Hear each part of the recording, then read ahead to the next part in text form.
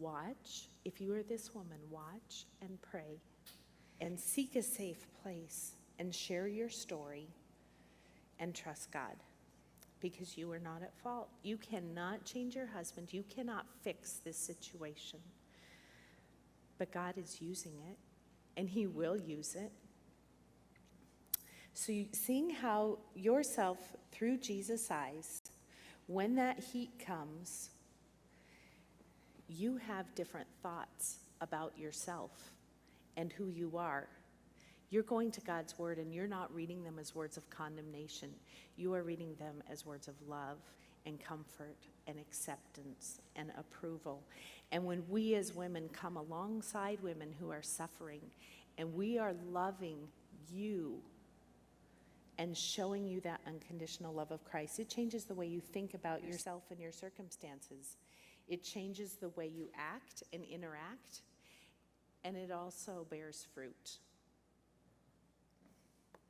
Ephesians 5, verses 3 through 5 talks about changing our actions and our thinking.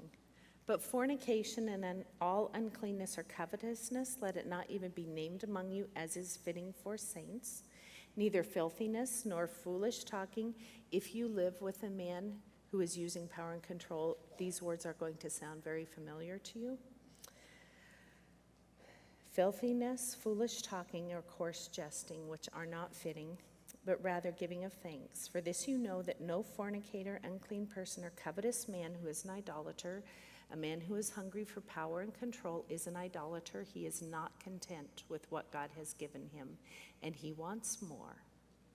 And he wants you to worship at his feet rather than worshiping together at the Lord's feet. He is an idolater. This man has no inheritance in the kingdom of Christ and of God. And all of a sudden, you start to see what's happening in your home for what it is, and it has a word, and it has a name. And Jesus says it's wrong. It takes time, and as you start to see this, you need to be aware that the thing you are going to struggle with the most and the hardest as you walk through this process is grief. You are not seeing it for what it is. And once you start seeing the truth of what's going on and you realize this isn't the way love looks, and I am being used and I am being taken advantage of, and you start to respond to denial with honesty and candor, there is going to be a huge hole in your life, and there is going to be a lot of grief. As we see women and we start helping them name the sin for what it is, we can expect them to be grieving. And we want to start with honesty. I was thinking, was it last night?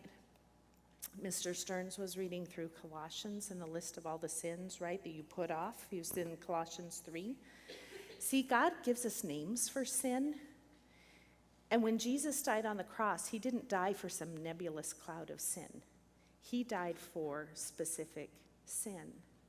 And he names it what it is, and he calls it what it is. So as we have the mind of Christ, and we're starting to name it for what it is, then we have turned the tables on this, because we're bringing what was in darkness into the light.